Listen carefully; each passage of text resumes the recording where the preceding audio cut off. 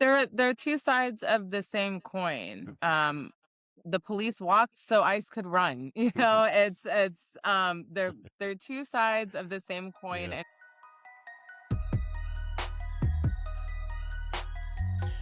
Brothers, how y'all feeling? Feeling good? We back in the building? Most definitely.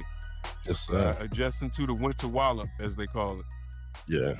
Yeah, it's bad out there, man. It's bad out there. Before we get to it, I'm Adam Butler. That's Paul Span. Black Man Span in the building. You tuned into MSR Pod, virtual edition. There we go, virtual edition. Brother Smooth is in the building. How you doing, brother? What's going on, family? How's everybody?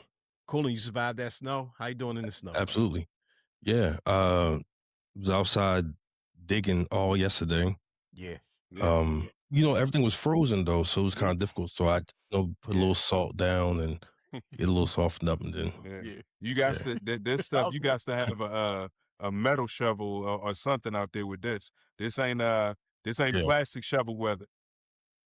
Hey, listen. So I'm out there with the plastic shovel, right? I was shoveling all day and today, right? I'm in the city, so we're not getting any we kind of got to fend for ourselves in the city. You know what I mean? Like they'll plow the streets for real, but then when they end up plowing your streets, you end up boxing you in. So you get like a mountain. Then you got like an avalanche of you got like an actual mountain of ice that you got to pick through. But my neighbor, he had this shovel.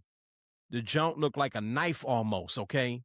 It looked like some shit from The Hobbit or Game of Thrones. Like the junk was crazy. So I'm out there, I was killing the ice. Okay, killing it, doing well. But then I look across the street. And I see a Bama with one of them electric shovel jumps. Electric shovel. Busy. I never seen that. You ain't seen those Makita electric shovels? They serious, bro. They serious. Well, I never seen that. All over social media, bro.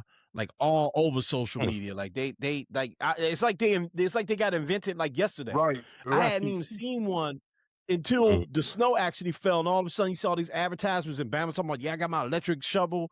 And I'm like, all right, whatever. Then I go outside and the dude across the street from me, whole electric shovel, and just looking at me. I'm like, you a crumble. I'm like, cause you will come across the street to help. Right. I got a plastic shovel. No. Right. He said, man, I am 6'4" with a short shovel. Hey, listen, that's what I'm saying. I'm right. Okay, I got a plastic shovel and a giant knife. Okay. That's hilarious. So we've been cooling our heels, bro. I got that driveway is getting done little by little. All right. Yeah. It's little by little. So everybody that was in the path of that storm, if you snowed in, man, I hope you take care of yourself. Yeah. I hope you got all the food you need. Yeah. And I hope you've been good in all of that. Let's Stay get to the put, stuff man. real quick Stay before put. Yeah, 100%. Let's get to the stuff before we get to all right, let's get to the stuff before we get to the show. Got a lot of show today. Got a dope interview coming up in a few and a lot of great topics to talk about. All right. If you want to follow us on Instagram, MSR Tribe, MSR Tribe. If you want to follow us on Facebook, Mindstream Radio. We might be on TikTok a little bit longer. I'm not sure. I haven't really talked to the squad about it, but I'm not feeling TikTok right now. I'm not feeling some of the new stuff. For right now, we on TikTok, the MSR Pod. All right, the MSR Pod. Follow us on TikTok for now. All right. If you are watching this show on YouTube, hit that notification bell, subscribe to the channel. All right. Like all of the stuff. Comment on everything. We appreciate you. The YouTube is growing. We're trying to hit that 500 goal. Help us get there.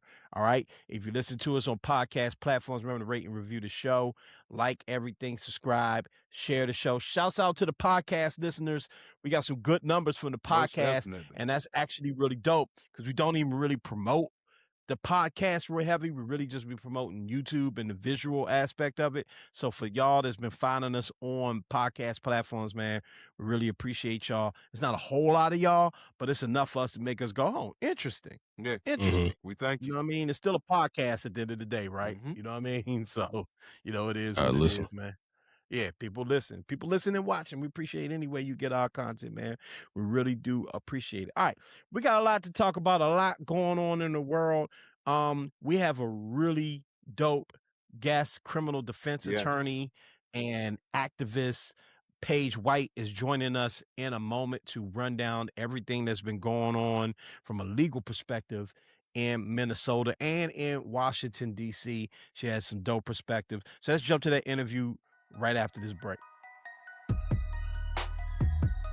So, Paul, a lot of times we jump on here and we talk about things and we try to get into the legal standpoint of things, and we don't know what we're talking about. Nope. Like, we just don't. You know what I mean? We rock with passion and our bit of knowledge. Passion and a lot of opinion, right? So we figured we bring somebody on that is an expert on all of this and an expert on the law. Paige, thank you so much for joining the show. Of course. Yeah, thanks for having me. We greatly appreciate it. So definitely. Just for the audience, before we jump into what's going on in Minnesota and with ICE, just kind of run down who you are and what you do and all of the accolades that you have so our audience can understand why we went out and reached out to you. Yeah. Sure, why you're better than us. Yeah. It's just a couple years of schooling. But so my name is Paige White. I'm a criminal defense and civil rights attorney. I have my own firm at EPW Law that's based in Washington, D.C. I'm also of counsel with Ben Crump Law, a former public defender. Yeah. Awesome. So awesome. And a bit of a civil rights activist, if I would say, and this is one of the reasons we really wanted to reach out to you, because you've been in the fight you've been in the fight for a while, but you've been in it strong pretty much since the beginning of the Trump administration, when we had the occupation here in DC with ICE and the National Guard and everything. You were definitely out there on the forefront, and we really do appreciate that. Salute. We've been talking about, for sure, we've been talking about what's been going on in Minnesota for a while. A lot of people are confused and scared about what's going on in Minnesota. If I could just ask you very genuinely, what rights because I think this is a question we've gotten from our audience a lot, and a lot of debate we get from our audience. So we have our opinion on what ICE should and shouldn't be able to do, what they can and can't do. Just from a legal aspect, from what you're seeing out there in Minnesota, what is ICE doing wrong besides killing people, obviously? What are they? Yeah, it's a huge one. What are they doing wrong, if not illegal? So the Fourth Amendment is really what's just gone completely out the door, which is the right to be free from unreasonable searches and seizures. And seizures just means like detaining and illegal detainment. And what we see are people being illegally detained all the time. ICE is just going up to people, racially profiling them, going up to them and detaining them without any sufficient basis that they have committed any sort of crime. And they're not the police, right? They're immigration enforcement. And so without any sort of reasonable belief that they are not here legally. We have seen them going into homes and saw that most recent memo that came out about how they can go into private citizens' homes with just an administrative warrant, which is completely unconstitutional. And so we have wrongful detainments, wrongful, it's hard to call them arrests because they're not officers, but when you detain someone and put them into a facility, that's kind of the easiest way to describe it. Right. As well as the obvious excessive force, which we've just seen happening on a really violent scale. Yeah. So, before you jump in there, Paul, because I think that's a really key point, because one of the number one comments we get is if people would just stop resisting, then none of this would happen, right? But as you just described, there's so many laws and just like cutting the corner and just like weird stuff going on. Were the people of Minnesota warned about not just ICE showing up there, but what they can and cannot do, or was just ICE just like tricking people from your I think that ICE we know that ICE has just gone far beyond the bounds of what they're legally entitled to do. And so I don't think that you can really prepare anybody to have this type of federalization this occupation in your city and have this widespread practice of violating people's constitutional rights. Protesters, anybody, civilians have the right to record people, for example, record officers. And what I've noticed even here in DC, having the US Marshals and Park Police and DEA and ICE riding around with MPD, they'll say, stop recording, you're obstructing. Which is just not the truth. It's just not the truth. And so, what I don't know whether they were warned, but I don't know if anybody could really predict the large scale unconstitutional violations that we've seen. Got it. Go ahead, Pete. With that being said, are there for person that isn't an illegal immigrant? Is there any article or any jargon, anything that we can say that to protect yourself? Is there any legal, how there are certain things that you can say to the police, there are certain things that you can say to, to allow them to understand that your rights. Is there anything that a citizen can say? I mean, obviously it's not stopping anything from happening currently, but we're trying to prevent things from happening more in the future. Is there anything like that a citizen can be armed with? So you can certainly ask who they are. They're supposed to identify themselves as immigration enforcement. If you are a citizen or have a lawful immigration status showing some sort of documentation of that status, beyond that, they should be letting you go. There shouldn't be any sort of discussion beyond that. The problem is that, we aren't a country where we're supposed to have to walk around with our documentation or our papers. And that's the goal, or what the stated goal of ICE was, that they wouldn't be doing this on such a large scale level to where regular ordinary civilians would need to do that. But that's what we're seeing. The best thing that you can do is just tell them that you're a citizen and keep it moving. If you're not a citizen, the best thing that you can do is remain silent. So even when you so say there's a lot of sorry, my Paul. bad. Even when you say sorry. that, please go. Inform them that you're a citizen and keep it moving. So are you saying that, like, you would suggest that no one truthfully engage with them? Is that what you're saying? Or are you just saying legally that's all that you can do? Legally, that's what you can do and should do. In terms of whether or not you want to engage them, that's a completely different story, right? Because now we're seeing people videotaping ICE end up dead. And so I don't know if I, in good faith, could recommend what people do in that situation. I mean, I'll withdraw that. I think that white folks and people of privilege should be documenting this, right? Documenting this and telling ICE what they're doing is illegal and wrong and breaking the law. I can't, in good faith, recommend Black or brown people do that. Yeah, I'm with you. 100. I'm with you there. I 100. agree 100%. It almost feels like they have to solve this problem, but again, we don't want to, that's just what it is. What I will say is that the protests have been large. They've been very loud. I believe they're mostly peaceful, which is why the shootings the shootings will never be justified at all, but they certainly don't feel justified considering that the protests are peaceful. I read something earlier that says Greg Bravano has been removed from his role as Border Patrol Commander at large. The Atlantic reports, and DHS Secretary Kristi Noem and a close advisor, Chris, I don't want to butcher that last name, are also at risk of losing their job. Would you say that the protests, from that news, do you think that the protests are effective? I think that the protests are incredibly effective. I think that one of the biggest things that we can do is continue to show our politicians and these corporations, right? Because part of the protest was also not to be buying anything. So and to walk out of work. And I think that the most effective, the way that we've seen the most effective and quick change is when you hit people in their pockets and hit this country in our pockets. So I think that corporations are starting to say, hey, like this is bad for business.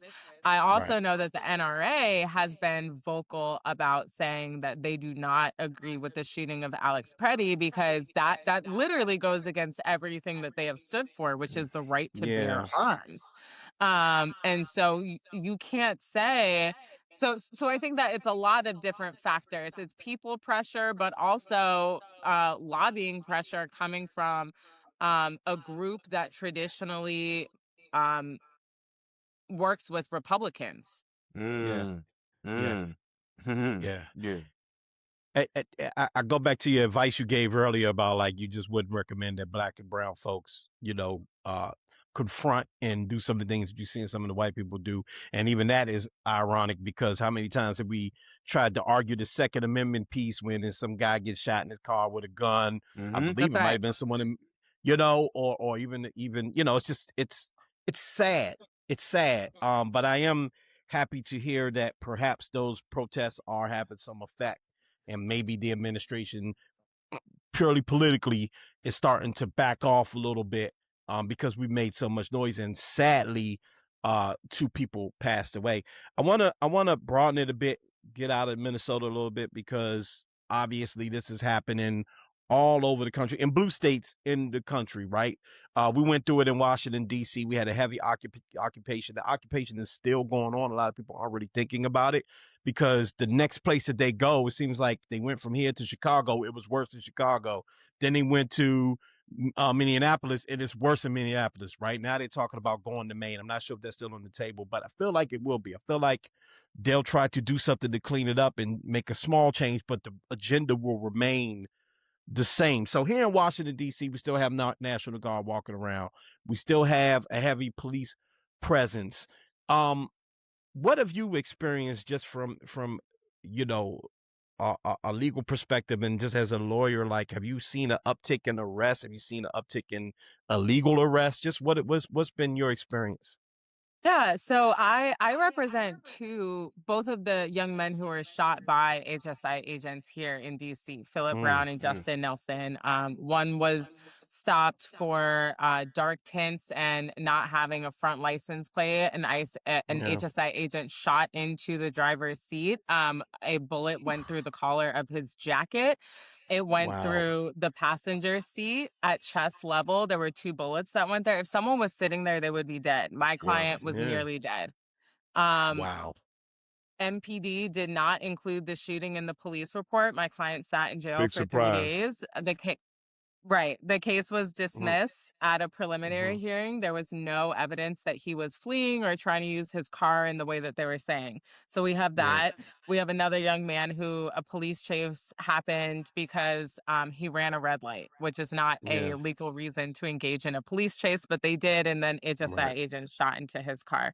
And so I directly represent 2 people and 2 families who have been affected by this. Beyond that, I'm a criminal defense attorney, and so who takes on panel work that the court will ask private attorneys to take up, basically public defender cases. We have seen almost a doubling in the amount of arrests. There were nights when arraignments wouldn't end until 2 a.m. To give you an idea, we typically end around like 6 or 7 p.m. So because there's so many arrests, there are so many cases and they're charging everything. Part of what the United States Attorney's Office has said is that they are not dismissing cases.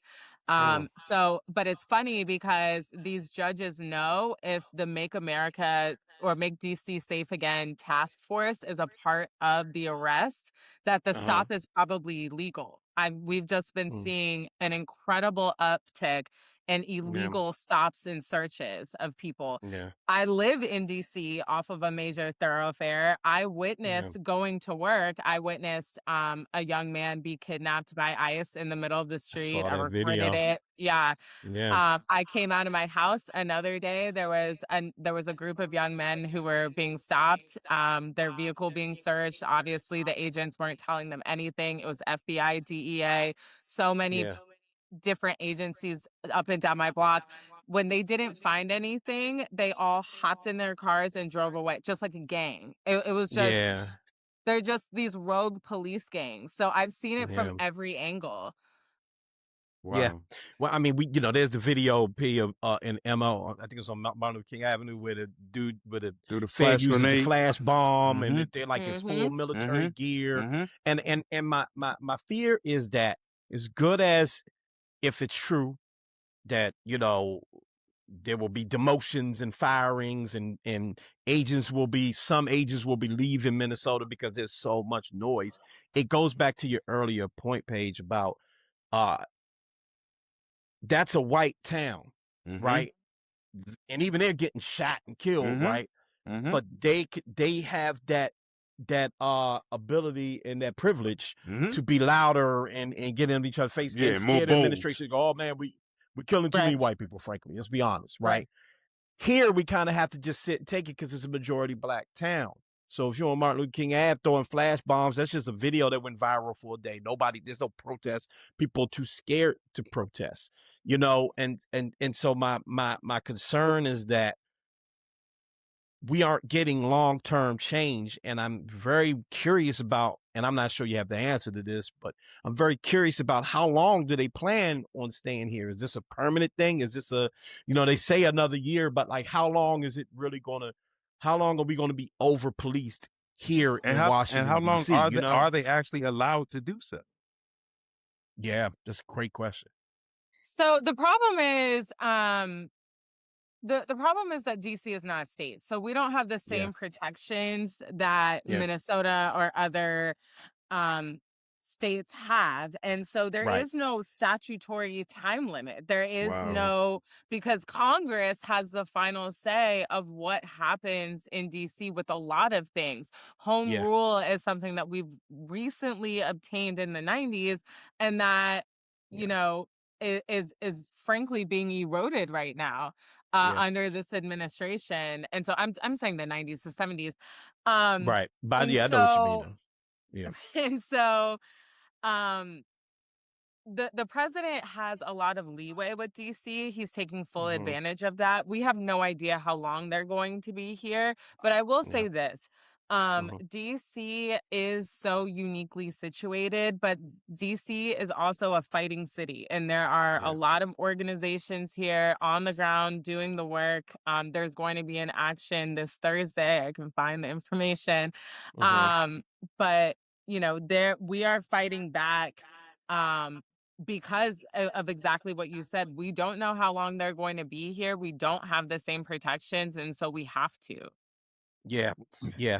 Let me ask you this: with the midterms coming up, right?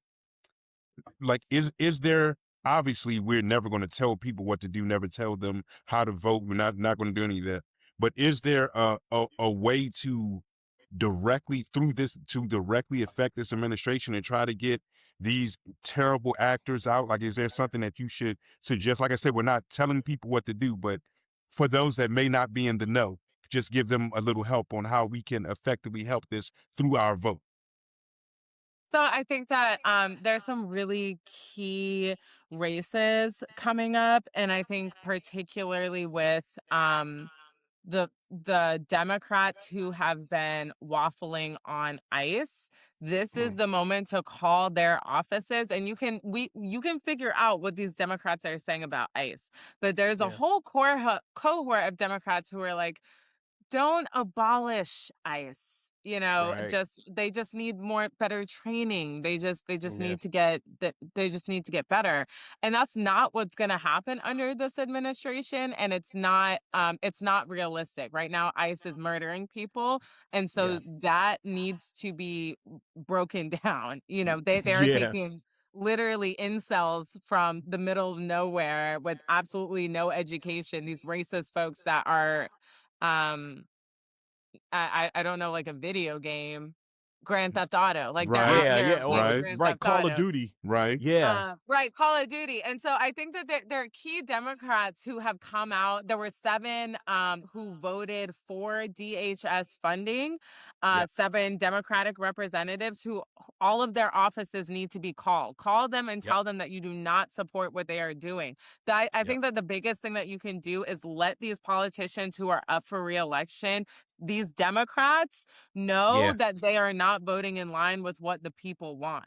Okay. Because that's how we're going to stop this. We're not going to stop this by having Democrats continue to be in office who are saying, ICE doesn't need to be abolished, or it's basically they're killing us, but just putting like BLM, we love you next to it. Right. Or wearing dashikis right in Capitol Hill. Yeah. Right. Yeah. My last question for you, and we really appreciate your time. Yes. Again, bringing it back to DC, because you just made a larger point about what we can do nationwide. We have an opportunity here in Washington, DC. I know you were very, very critical of Mayor Bowser and her handling of everything that went on, pretty much since the occupation of DC. She's dropping out. She's not going to be running for re-election. I'm not asking you to endorse anybody or anything like that, but that sentiment should go for the local elections as well, right? Right. We should be looking for a mayor that preferably would stand tall in the face of this administration if this comes up again, or if they want to extend this, right? Even if they don't have the power to stop it, right? Absolutely. And there's a lot of things that Mayor Bowser could have done through MPD to make it more difficult for what Donald Trump wanted to happen, but she didn't. She rolled out the red carpet for him to come into DC and terrorize her residents. And so I don't endorse any of these candidates at this point. I'm skeptical of everyone and just asking the hard questions of, are you going to be able to stand up to this president, to this administration, and for the people? I'm pushing everyone who is running to talk about my clients, Philip Brown and Mr. Nelson, and what they plan to do while this task force is here right now. We have several council members running who can enact emergency legislation. Okay. So I think that we need to ask these tough questions. Everybody sounds good and wants to instill hope, but right now I think that we need to get beyond the rhetoric and the words, and I'm ready to see action. Greatly. I love it. Yeah, we greatly appreciate that. Obviously we have a voice, so we attempt to use it in the best way possible. But we appreciate you bringing the legal expertise behind things, because like I say, our attempt is to be as informative and productive as possible. With that, before I let you go, obviously this stuff has been a pain for everyone, and the white diaspora is having an awakening to the pain Olympics that we've endured for years in this country. But I know that there seem to be sometimes, you are a civil rights attorney, and there seems to be I'm not even going to call it divide. I don't even mean it that way, but it seems to be that some people have a problem with Black people sticking up for speaking on the abolishment of ICE, due to the fact that so many people think that we haven't solved the problem of the regular police harassing people. I think that there can be a duality of things. I think that we can think about both of them, but what would you say would be a productive answer to that? There are two sides of the same coin. The police walked so ICE could run. It's they're two sides of the same coin, and trying to say that we should only focus on one and not the other is not productive. It's the same thing that I tell Black folks when they're like, why are you standing up for the people in Palestine? And, we need to talk about the people here. Our struggles are all interconnected. And once we understand that none of us are free until all of us are free, then we'll actually learn and be productive. And so I think that you're fighting both of them. I'm actively fighting both of them every single day. People are talking about ICE, which is really, really important. And it's important to continue to draw the exact similarities to the police. They are the police. It's just a different branch of it, right? And telling these white folk that, like, welcome to what we have been experiencing forever, and opening their eyes to those things. Because again, until it becomes your lived experience and something that you can relate to, it's hard for people to be passionate and stand up for those things. So connecting it we're all connected, and making sure that we know that we are. And once we do that, we're unstoppable. We really are. The working class is unstoppable. That's why they are having to do all these things. Right. I greatly appreciate that. I like I said, we It want is. to attempt to do our best. So we greatly appreciate you for that. Of We course, no, I certainly appreciate y'all. we certainly appreciate you. Before you go, let them know where they can follow you. If they want your Oh, services, or if they just want to join you for many of your mini rallies, or just activations you do in the community. Again, we're very proud of what you're doing, and we appreciate you. Let them know when they can find you. yeah, okay. So my Instagram is Elizabeth Paige, PAIGEESQ. So Elizabeth Paige Esquire. My firm Instagram is EPW_law. TikToks are the same. This Thursday we're gonna be having a rally for my client Philip Brown at City Hall, 1350 Pennsylvania Avenue Okay. at 12 p.m. We're also having a student anti-ICE walkout at 2714 Georgia Avenue Friday at 12:45. Let's You go. can follow me on all my socials to find out all the upcoming actions in DC and abroad and beyond. Not abroad. Yeah, Thanks, no, we know y'all. what you're saying. Hey, we know what you're saying. Thank you. Keep fighting that fight. We need people like you. We appreciate you. Thank you, Yes. I Paige. appreciate it. All right. Thank you guys. Take care. All Have a good right. night. Thanks again. Hold. All right, man. Dope. Big shout outs to her, man. Follow her. If you listening to the show on Wednesday, if you're in Washington D.C., Thursday, the big event that she was talking If you about can is get going out there, down. if you can, Yeah, if you can get down there safely. get down there. Real talk. And also just real quick, just to mention, and again, we won't have to spend much time on this at all because this is developing. But there was a situation with Representative Ilhan Omar that just went down at it felt like at a town Like a hall town or hall. something like that. Yeah, some scumbag just sprayed something on her. I'm Right. guessing by the time the show comes out, there will be more info. We don't have a lot of info right now. The video literally came out minutes before we came on air, but we'd have to mention it, especially after the conversation we were just having, man. I would just say, at the end of the day, you can agree, disagree, whatever. But if you on that, you wrong, period. And you proving people right. 100%. You proving people right if you on that. 100%. All right. Yeah. You proving people right. She up there doing her job. You don't got to agree with her. You at her. Yeah. Town hall. That means that's what you came there for. Like, what are you there for? All right. There's You was there to do that. Do that. Exactly. There to do that. Exactly. Yeah. You know what I mean? And it just proves that, political discourse, and I got something on Substack I'm gonna be writing about soon. Not to promote that too much, but just, it's something that's on my mind about, we don't really need politicians right now. We need heroes, and the heroes are us. Mm-hmm. You know what I mean? And I want to flesh that out a little bit more. But that woman, I'm not calling her a hero. I'm not saying that. Right. But she's just up there doing her job. You know what I mean? And clearly there's a villain sitting in the seats, sitting in the crowd. Yeah. You know what I mean? And it's just some low shit. And prayerfully she's okay. Prayerfully whatever he sprayed on her is nothing deadly or serious or anything like that. But what the fuck, man? It's really whack. But I'm happy that it wasn't a worse situation, because his proximity to her was so close, and it was so quick the way all this stuff moved. So I'm just, yeah. And she showed a lot of heart. Definitely. She went smack at us. Politicians are politicians. Yeah. Politicians are politicians, you know what I mean? But she showed a lot of heart in that moment.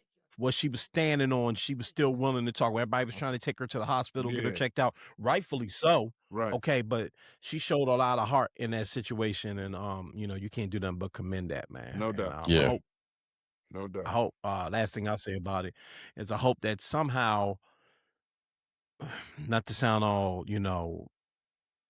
hokey, but somehow we unify. You know what I mean? Like, I don't know how much has to happen before we start going. When is enough enough? Yeah. When is enough enough? We want our politicians attacked. We want people killed. What do we want? How far do we want it to go? Over ideology. You know what I mean? And you know what I'm saying? Like, at what point do we agree to go, all right, we tripping. Smidge out of hand. Maybe we don't. And maybe we don't, and maybe it goes far, but I don't want it to. So I shudder to think. Political violence is a part of our.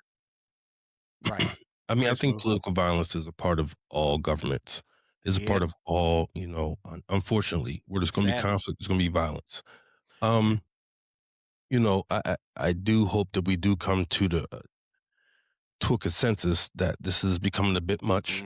Yeah. But I think that people are raging against the machine on any side, any spectrum. They're just, they're just grinding the gears. And I think that a lot of irresponsible behavior will come out of, fruitful passion, right?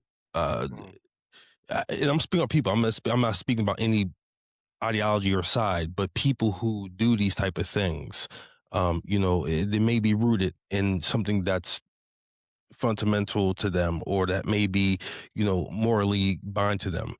But I think that, unfortunately, there's going to be a lot of, irresponsible acts that's going to be happening because right now everyone's just kind of just hitting the wall and want to be heard. And this is why, Adam, to your point, this is why we need leadership. Yeah. And again, we don't got to go on too far about this. That was 30 minutes of Paige breaking down what was going on. We're going to get to the other stuff, but yeah, we it's a weird time. Yeah. And we've been talking about it for a while. And leadership, man. Leadership from somewhere. Leadership. Yeah. That's all I can say. Leadership. She showed leadership in that moment. I'll say that. Yeah. She showed leadership in that moment. And I gotta commend that. So Absolutely. Anyway, let's talk about Kanye West after this break. No doubt. All right, man. Kanye West. Yeezy. Kanye West. Yeah, Yeezy, yay. All of that. There's certain things that come up that are like traditions for this show, whether on purpose or not. The Christmas episode, which we didn't do this year, the Christmas episode, certain topics just come up, right?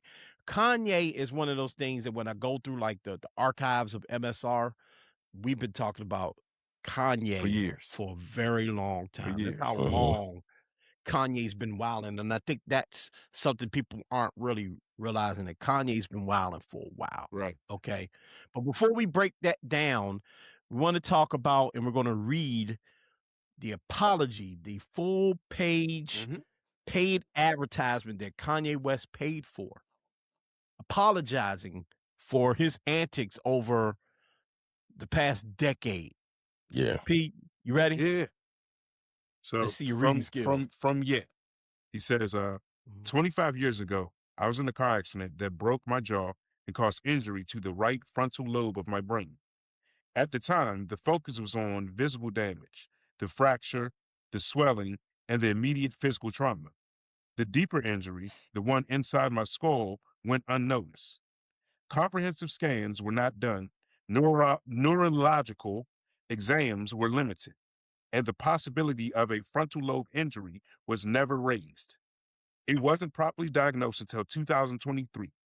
The medical oversight caused serious damage to my mental health and led to my bipolar 1 type diagnosis. Bipolar disorder comes with its own defense system, denial. When you're manic, you don't think you're sick. You think everyone else is overreacting. You feel like you're seeing the world more clear than ever, when in reality, you're losing your grip entirely. Once people label you as crazy, you feel as if you cannot contribute anything meaningful to the world. It's easy for people to joke and laugh it off, when in fact, it's a very serious, debilitating disease you can die from. According to the World Health Organization and Cambridge University, people with bipolar disorder have a life expectancy that is shortened by 10 to 15 years on average, and 2 to 3 times higher all-cause mortality rate than the general population. This is on par with severe heart disease, type 1 diabetes, HIV, and cancer, all lethal and fatal if left untreated. The scariest thing about this disorder is how persuasive it is when it tells you you don't need help. It makes you feel blind, but convinced you are in sight. You feel powerful, certain, and unstoppable. I lost touch with reality. Things got worse the longer I ignored the problem. I said and did things I deeply regret. Some of the people I loved the most, I treated the worst. You endured fear, confusion, humiliation, and the exhaustion of trying to have someone who was at times unrecognizable. Looking back, I became detached from my own true self.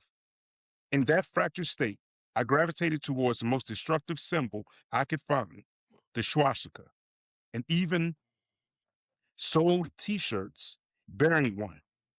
One of the difficult aspects of having bipolar type 1 are the disconnected moments, many of which I cannot recall, that led to poor judgment and reckless behavior that oftentimes feels like an out-of-the-body experience.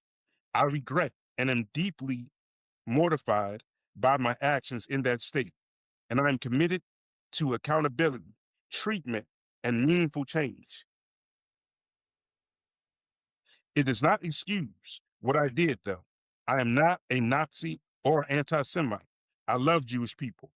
To the Black community, which held me down through all the highs and lows and the darkest times, the Black community is unquestionably the foundation of who I am. I am so sorry to have let you down. I love us. In early 2025, I fell into a 4-month-long manic episode of psychotic paranoia and impulsive behavior that destroyed my life. As the situation became increasingly unsustainable, I didn't want to be here anymore. So that's that. All right. Okay. One quick thought. Mm-hmm. Paul, you read like a sharecropper. I don't even know how sharecroppers reads, but that's what it is. Like you. No, I'm joking. Like a sharecropper, boy. You read like Luke Cage. Right. Anyway. Okay. All jokes aside, Mm-hmm. I have mixed thoughts on this. Mm-hmm. Paul, yesterday you mentioned something that I'm sure you're going to bring up that actually made me think a little different about this. However, I'm still very cynical while believing him about being bipolar. Right. Okay. This is something, again, even back in 2018 when we were talking about this was around the time, maybe it was 2018. Yeah, it had to be 2018 because that's the last time we were on air.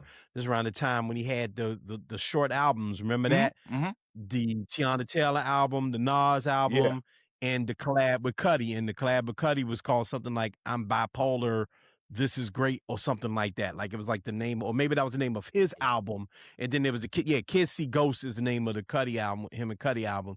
And then it was the I'm Bipolar, Isn't It Great, like solo album. So this is not new information. Right.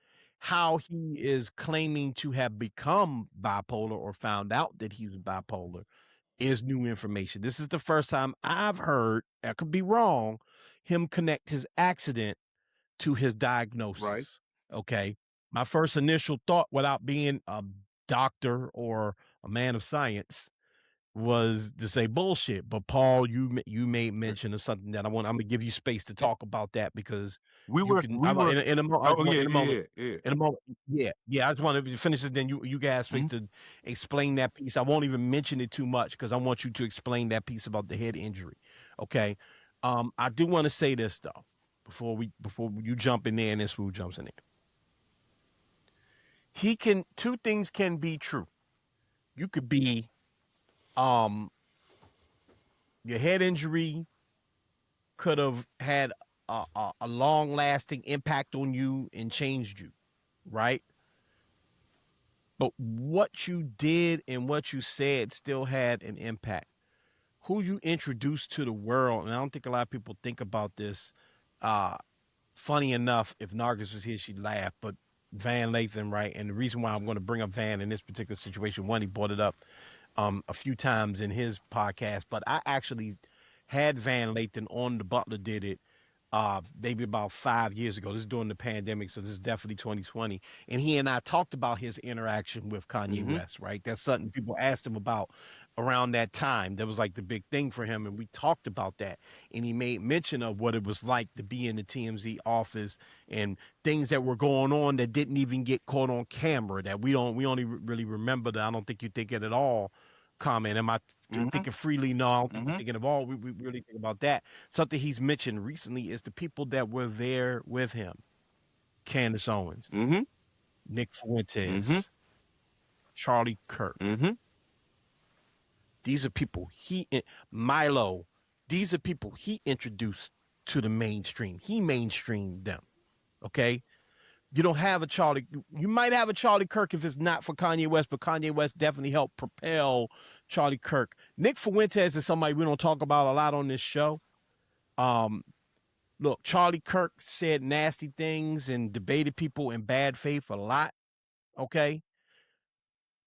But you might question whether or not he was actually an evil person. Some people think what they think. Other people think the opposite. Nick Fuentes is an actual Nazi. Right. An actual, if you don't know who he is, Google him. He's an actual dangerous Nazi, a racist, actual Nazi. Okay? I'm not joking. That's an actual, he defines himself as this. Okay? It's not me. It's not my opinion. It's not what I feel like he is. This is how he defines himself. Right. Kanye West made a song called Hi Hitler. How Hitler. I can never say this shit right because I don't care to say it right. Right. Okay. There's video of Nick Fuentes, the little goofy Bama from Fresh and Fit, and some other white boy partying to this song on the bus, doing the, okay. There's a lot this man has to atone for that I think a lot of people just stop paying attention to, if I'm being honest with you. Right. As should. The Jewish community, as we should, that we did the right thing by not paying attention. I agree with you 100%, Smooth. The Jewish community got the biggest apology in that thesis or that letter. And that's good. That's cool. That's great. That last paragraph about the black community, it ain't good enough for me. I always felt like, and I'll wrap up here, P. I always felt like, going back to the Van Lathan situation, going back to the White Lives Matter t-shirts with Candace Owens, going back to all the trolling, okay, the MAGA hats, all the trolling he did to his own community, okay, I felt like that always played second fiddle, and the thing really took off and really got bad when he really started getting anti-Semitic. Okay, that's when people decided we're not buying these shoes no more. That's when people decided we're going to cancel him. He rode for about 6 years shitting on black people. He would shit on us, and then he'd do a gospel album. Then he'd start shitting on us again. Then he'd make another album, or he'd drop a Yeezy, or you know what I mean? And people were cool. It wasn't until the anti-Semitic thing popped up. And for all of that, all the explanation about why you started rocking the swastikas and all the shit and all of that, the one little paragraph that basically says, "Oh yeah, and to the black community, I appreciate y'all. I'm part of that community." At and, the end of the letter, thank you for riding for me. What about what you said about Harriet Tubman? What about what you said about slavery? What about the same insults were levied at us that were levied at them? You wore a Klan suit in your last interview with academics. And it's funny. And we stopped paying attention to him. Only reason we're talking about now is because he wrote a letter. I wouldn't be thinking about this nigga. Okay. But I'm just saying, if you're going to apologize, I didn't ask for his apology. Right. You don't care what I think anyway. But I personally did not ask for his apology. I didn't need Kanye West's apology at all. I was cool with Kanye being over there somewhere. But if I'm going to critique the apology, I can't speak for how people of the Jewish community feel. I don't know if they forgive him or not. He said a lot to them. To us, it was kind of like, y'all know we cool. Nah, I don't know. Not for me. Not for me. But Paul, I want you to jump in because you did change my mind on one piece of it. I had a much harsher critique for this, but you gave a good explanation of something. So your thoughts and then that insight. Firstly, and I'm going to get to the brain injury part in a second. But I'm interested in to see where does he go from here. You got to show him Mexico. You announce That's Mexico interesting. with Travis Scott. That's interesting. Yeah, Alright. see what Travis I'll got. They say got this. concert in Mexico. To the part that you and I were talking about the other day, obviously to like all of our old audience or whoever's newly discovering, I am a C4 through C6 quadriplegic. I was in a car accident in 2001 where I broke my neck, severed my spinal cord, left me paralyzed. And I bring this up because having a spinal cord injury, I was also on the unit with people with brain injury. So I learned, just from being there, I just talking to people and being around them and seeing there's certain things that traumatic brain injury does to people, right? I've been in close quarters with people who have uncontrollable outbursts, who hallucinate, who see things from what has happened to them. And literally, I'm only speaking from it because I am in no way any form of medical doctor at all. I'm only speaking from my personal experience and learning from being on the unit with brain injury. So I feel this part of it is interesting because I can't 100% doubt if these things are completely true. But I'd also say I can see how people would be cynical with Kanye due to his antics and due to the fact that most of the time when he seems to try to peer himself out of hot water, it's always contingent upon a project coming out. Right. And mind you, I'm not saying whether this is genuine and forthright or not, because I don't really know. I'm moderately happy for the attempt if it is genuine. You understand what I'm saying? Like, I'm moderately happy for the attempt, but I do agree with the fact that he specified and rolled out things, as far as the Jewish community were concerned, and that last part was a bit cliff notish. You know what I'm saying? Like, it was a bit rushed through, especially before the actual community that you actually come from. You understand what I'm saying? Right. Like, I understand the backlash, and I understand what happens to anybody that says anything remotely anti-Semitic. Like I get that. So, like, but like I said, I can understand, and it's probably just because it's so close to me, just because of my experience in life. So when I hear about the frontal lobe and I hear about those things, I'm compassionate to it because of my experience. But it doesn't mean that that's 100% gospel. But I understand. Yeah, no, and just to make myself real clear before you jump in there, Smooth, that apology to the Jewish community is 100% necessary. I was just saying I can't speak for them. It felt good enough for me. Right. You know what I mean? Like, if from the outside looking in, it sounds like that's what they would want to hear. I don't know because I'm not Jewish. I can speak for the Black community, or at least for myself in the side of the Black community, that it just kind of got brushed over. And I've always said it wasn't just Jewish people that he'd been kind of coming for us much longer. But I'm gonna say slavery was a choice. Yeah, and all that. That's what the whole Van Lathan thing comes from, all of that. You know what I mean? So just before he started really jumping there, but Smooth, what's your thoughts, brother? I think that of course he had to lead with the with the Jewish community first, because I think right now it's a very trying time, whereas though people are looking for targets. And I think in the grand scheme of things, not going to say it's a, like during the COVID times where it was Asian hate, right? But I think that right now, I think that with there being geopolitics involved, with there being this rising of frustrations and upheaval, it would behoove him to address what he was speaking to so loudly. And I think that, of course, the Black community is probably going to come second to that, because I think that that's the biggest threat from a holistic standpoint. Now, I think that the Black apology is more internal, because even if he was to say it in front of everyone, everyone wouldn't connect with everybody, right? So that apology, it wasn't about us. I mean, to be honest with you, it was great for him to put that in. Yeah, we just got thrown in there. Right? Yeah. Yeah, it wasn't for us. Yeah, we got we thrown in there. didn't ruin his career. We didn't end his career. He was able to say what he wanted about us, and some of us debated it, frankly. Right. Once he started coming for the Jewish community, that's what destroyed his career. Yeah. Right. Go on, I mean, And so I think from a career and from, again, it's the New York Times. Yeah. Right. It's you know, he could have went to anywhere else, but it's New York Times. Breakfast it's like, Club. okay, this is this exactly 100%. You know, because he wanted such a great point.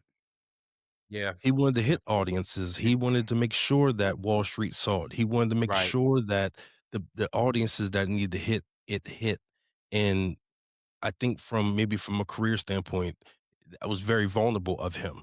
Yes, I agree with you that, you know, he does these antics when, excuse me, he has like a album or something about to come out. Yeah. Yeah. But I do think, though,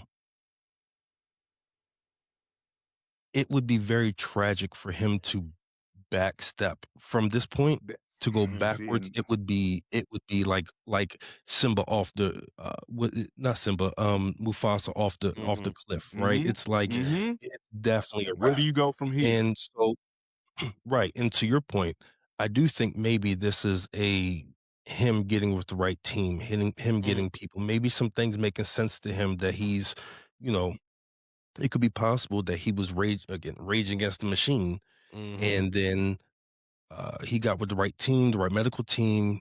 Yeah. Maybe there was some pieces to the puzzle that was put together. He's now bought into, okay, you know, this is now starting to make more sense. Yeah. You know, and then to your point, Adam, earlier, it could be bullshit. It could be, right? And like you said, two things could exist at the same time. But I do think, though, that these antics, or not antics, that's wrong. These behaviors he's showing right now with expressing himself with New York Times, it may be, you know, a beam of light of saying, you know, maybe he's on the right path. And I hope that that's the case, because no one wants to see him. I know no one cares, but no one wants to see him crash out anymore. No one wants to see that anymore. It's and I was laughing earlier because I could picture him talking to academics about the PDF files with Jim Jones. Yeah. And I couldn't get it out my head. Brother walked out with a Black Klansman outfit on, dog. Yo, that was wild. and you know, it's all these are great points. And the head trauma point, I think, again, initially I was like, but that's a good point. And I do think that. So, did you all see I think it's called Genius documentary on Netflix? This documentary that his man made about him. It wasn't like a sanctioned Kanye West documentary. Genius. Genius. Yeah. Yeah. It was like, about his boy. Right? I'm sorry. It was like 3 episodes. You're probably right about that. I think so. On Netflix. Yeah. Okay. It's on Netflix. It kind of flew under the radar. It was, you know, it wasn't. Yeah, it flew under the radar a bit, but it was about his personal, like, videographer and photographer from back in the day, dude from Chicago, who documented a bunch of people from Chicago, and he had been filming Kanye up to a point. And I remember there was a point in there where he had lost contact with Kanye, and this is like the Kim Kardashian, shortly after his mom, when Kanye really started becoming like, got to flipping out, okay?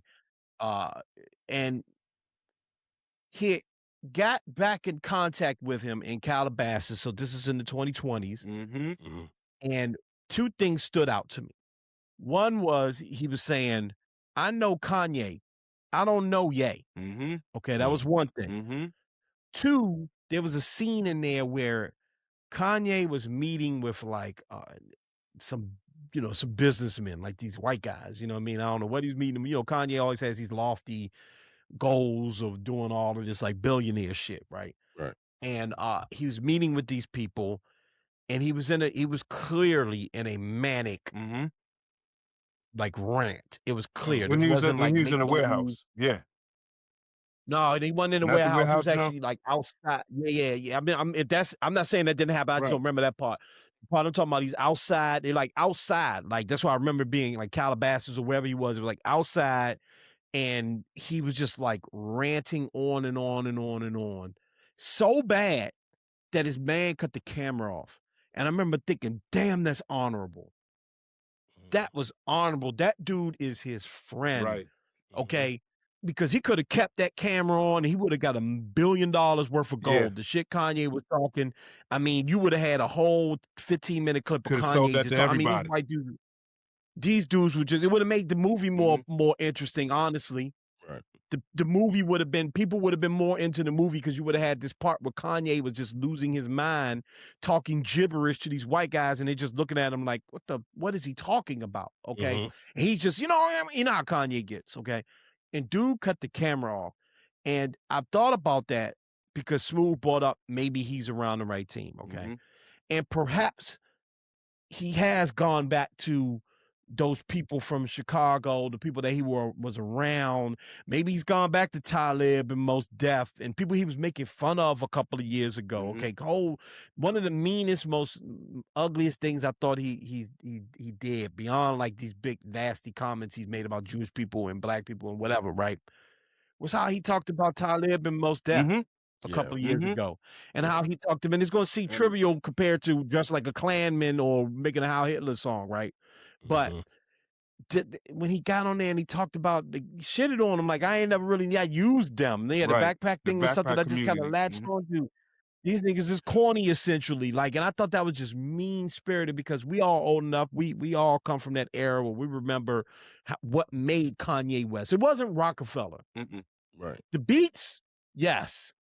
It was dudes like Talib. It was that backpack rap. That backpack. Yes. The Detroit scene, the Chicago scene, the Commas of the world. Yeah. You know, what's the little group out of Detroit that Dilla was part of? I can't even remember it. I mean, not D12. I'm sorry, Slum Village. Slum Village. People like that. You know what I mean? Those are the guys that made him, man. And to shit on them was just like, ugh. Yeah, you know who's really close, like with Raucus Records. You know Raucus Records, really, that movement. That whole the LRG. Brown Leather Jacket crew. Yeah, Sound Bomb and all them good guys. Sound Bomb and all of that, like the geeky lyrical, the youngins that maybe listen to the show. Like we talking like the people y'all make fun of, the Lyrical Miracle. Drewski had a sketch that talked about like the 90s, like the guys that get made fun of now. That was a whole movement back in the day, and they were respected. And Kanye West was, I mean, his band was on Def Poetry Jam. Yep. Okay, so anyway, I won't get on this long rant. The point I'm trying to make is that perhaps he has reached back out to the Chappelles of the world and the Talibs of the world, and maybe he's back with them. Yeah. And so I say two things could be true, fellas, because what the world thinks of this, he frankly has no control over that. Okay, there will be people that just want to rock with Kanye and don't really care. Some people will never come back, and he has no control over that. But what he does with his life, and this is just me taking and being considering that this is genuine, what he does with his life, yeah, I definitely hope he gets his life together, and I hope he is around the right people, and I hope, because as much as I've grown to not like Kanye West and not want anything to do with him, musically or fashion or anything, and I have had Yeezys and I have listened to the music. We still grew up with Kanye West. Kanye West is still an important part of all of our lives, whether you love the music or not. His sound is literally a soundtrack of my 20s, bro. Right. Whether it was his beats or not, that his classic sound that he, you know what I'm trying to say? Yeah. That defines my youth. And we all have an attachment to him. And so we all naturally want him to do better. He's like a cousin. And it's weird to say that, but he is. He's like a musical cousin to us. Smooth, you wanted to jump in there? No, I was going to say, I mean, he's been one of the main composers of our soundtrack. You know what I mean? Like you said, you know what I mean? And he's transformed things. I think he brought, you know what I mean, a lot out of the Jay-Z for us. You know, I think he's expanded a lot of different things. He's been very experimental. I think that, you know what I mean, yeah, Kanye has a very bruised past. But, you know what I mean, I like a lot of other artists that are battling things in their personal lives, right? That we got to see on the grand stage. His influence on what we not just love about music, but hip hop has been so it's like maybe what Phil Spector was to, other genres or whatever. Like it's it's just one of those things that he's just one of our artists that we, He's Quincy. you know, Yeah. huh? Yeah. Yeah. Yeah. And I hesitated to say that earlier, but Yeah. that's essentially what I was getting at. You know what I mean? Is and I think that redemption is always available. You know what I I'm mean? And I think that's things that he's always kind of preached. and Yeah, that's go why ahead, I'm interested in seeing what he does from here, because if we all reflect back, during his early days, he was a strong voice for the community. He was, I mean, like which is why, like, the way that he flipped and the other things that he did were so surprising and so left field, because, like I say, if we think about when he first came out, he was a spoke up, he was a voice that spoke up. He was, he was the George Bush doesn't care about black people. He was, which was, Right. he was, but he was much more like that. Like I can personally attest that there are state, like there was a time that I really liked and rocked with Kanye West. You know what I'm saying? Yeah. And then it's just like, man, I can't fool with bruh. But see, I think that's the interesting thing is Kanye's been consistent our I was gonna entire say time. that. I was gonna He's say been that. Go for it. Yeah. he's been consistent, but it's what we love about him is his outspokenness, because Right. it's what we champion. Yeah. But when it's when it's something we're not championing, we want to silence him. It's like, it's this conflict. It's this conflict. Right. And I think that you know, he's just been him. And so are we celebrating his voice, his ability, his balls to be able to do it? Only when it placates a certain demographic for others. And I'm not talking about the, black or the Jewish. I'm saying this anything. For the longest time, he was screaming about, the fashion industry. Right. Yeah. And Right. because maybe he couldn't understand that, he was still speaking about Right. that. He was Right. speaking And about those trying to do this thing. and even looking at his accomplishments, like looking at like those things are certain things to be championed. Like, and that's what I mean. That's why I'm interested in to see how he But it gets how he lost. maneuvers from here, because maybe like both you guys were talking about, maybe he's gotten back in touch with some of the people that actually knew his mom, with some of the people that can Yeah. that can bring like actual grounding to him, where he can, some people that can like really look him in the eye and go, look, bruh, like blah blah this, that, and the third. Because I think that with other people, with other things, when people are more concerned with the money that they can make, when they're more concerned with their actual job and what they have going on, maybe those people aren't able to bring the clarity that it means, like I said, with someone that actually knows people and things that he cares about, that can really reach him. You understand what I'm saying? So let me ask you a question. Mm-hmm. Do we ever salute the person that, again, has the balls to speak their mind? I'm sorry. On one side, we championed Kanye for being outspoken because he was speaking about things that we were happy and proud about. Is it what he's saying, or is it the ability to be able to do it? What do we really appreciate? But go ahead, Adam. I'll go after you go. Okay. So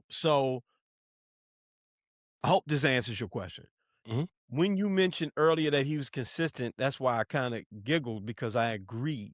I think about way back when Kanye West first came out. It was his MTV hit they were doing, and I think it was like Kanye and like Fabulous. I think that's how long ago this was. This was like when they were like new, Mhm. and there was something they were doing. It was like, we want to teach you how to dress like us on the cheap. It was like a little MTV little like bump they were doing real quick. And Fabulous was like, look, you go to the store, you get your little polo shirt, you get you some jeans like that, you get you a hat, man. You get this outfit. You could dress similar to how I'm dressing. My outfit, $900, but you can get this exact something very similar from Marshalls for like $60 or something like that at the time. Kanye was like, y'all can't dress like me. It ain't gonna happen. Right. And this is like maybe when Through the Wire was out. Right. And I remember thinking, he just like a lot of them brown jacket niggas I know. Right. Y'all remember them brown jacket niggas back in the day? With the suede patches on them jokes? Okay. He's brown jacking niggas. Man, shouts out to my cousin Siobhan, God rest her. Yo, that's God rest her hilarious. soul. She had a party. She used to throw toy parties, okay? And I remember, you know, we used to go as like younger dudes. It was like all the girls gonna be so this is wow, you know what I'm saying? It's like a toy party, right? And I remember we went and this brown jacket nigga got up and was like, I wanna do some spoken word. Let's go. I wanna talk to Let's all the sisters here. go. Let's And I go, remember thinking this sisters. brown jacket nigga, he just trying to get laid. Right. Yo, brown It was jacket. a front. A lot of niggas was fronting. Right. Okay. So when Kanye West says to Mos Def and Talib, and even though it was nasty and I didn't like it, man, I was just riding that wave because y'all was buying the beats and I was just, you know what I'm saying? But really on this, he was always consistent. Right. Okay. To answer your question, I hope, Smooth, even with the black people, George Bush doesn't like black people. Still out of pocket. We agree with it, but it was out of pocket. I remember Mike Myers' face. It took over. The thing was a fundraiser. For Katrina. We just liked what he said, to Smooth's point. We just liked it, but it was tacky and out of place. It didn't help anything. Yeah.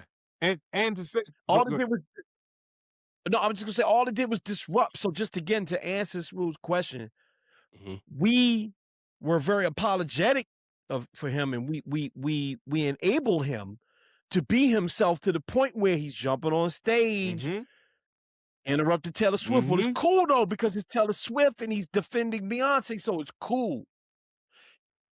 Then it gets bigger and bigger and worse each time to the point now he's talking shit about us. Whoa, wait a minute.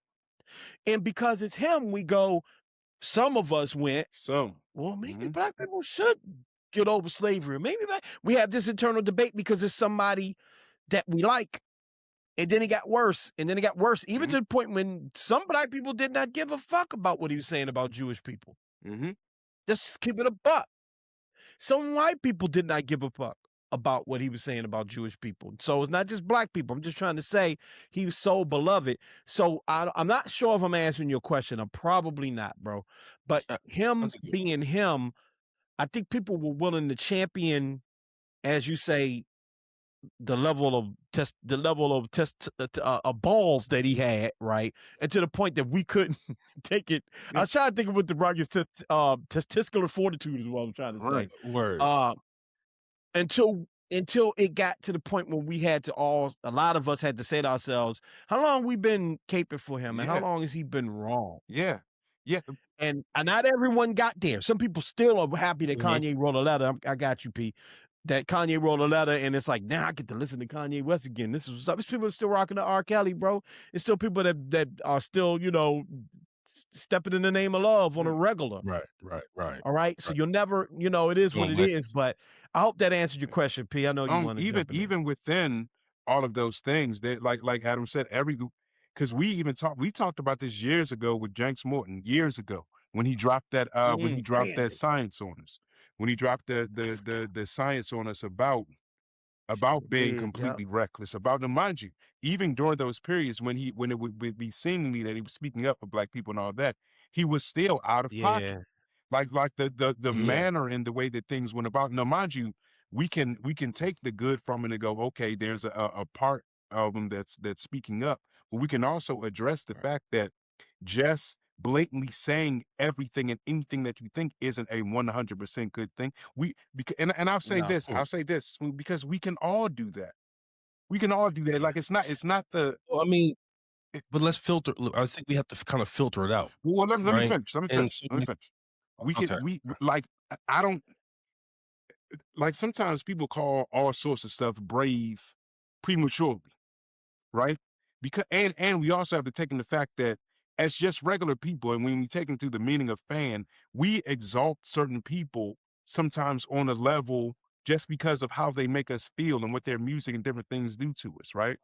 Because like, and I'm definitely gonna let you get to it, but like I said, everyone can. There are all sorts of people that you know that people always say, man, it's just them being them. You know what I'm saying, man? It's just been him. And he can be and this person, be it a man, be it a woman, can be one of the most reckless people on earth. But because people have steady going on and going, I mean, they're just keeping it real.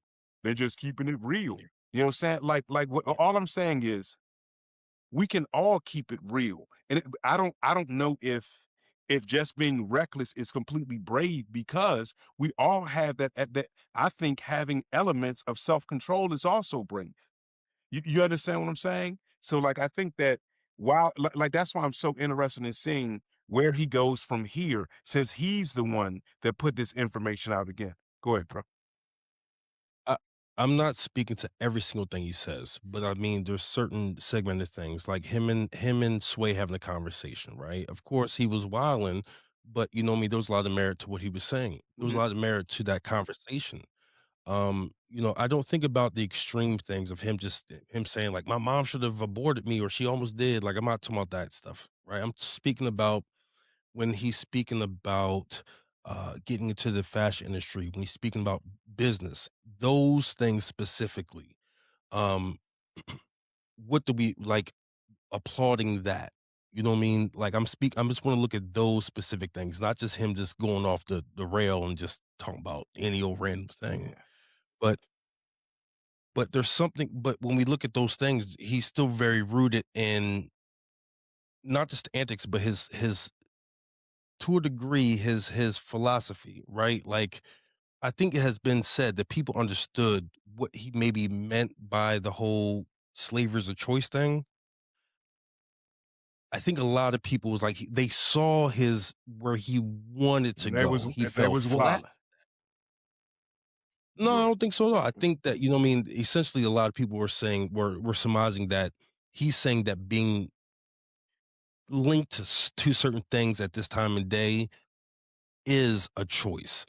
Again, I think his point fell flat. I think that it was very reckless about how he went about it.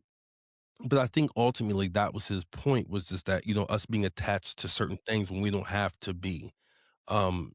Again, him going into Harriet and using all those other like euphemisms, that's all bullshit. But I think that he's been consistent, to your point, Adam, in that he's been speaking to certain things. He's been speaking to power structures. That's something that we haven't seen from a lot of people. And people who have spoken about power structures, they have seemingly died, allegedly, right? Mhm. Like when we hear about, the conspiracy theories of Michael and Prince and people having, this power, and even Bill Cosby. You know what I mean? People having this influence and being able to um build something up, and then there's this clash or there's conflict or someone dies. I think that he's been very consistent in that space. Yeah, he gets into these rants and talks about a whole bunch of other things, but he's been very consistent also in just about how he's pushing back on the idea of business or the idea of capitalism.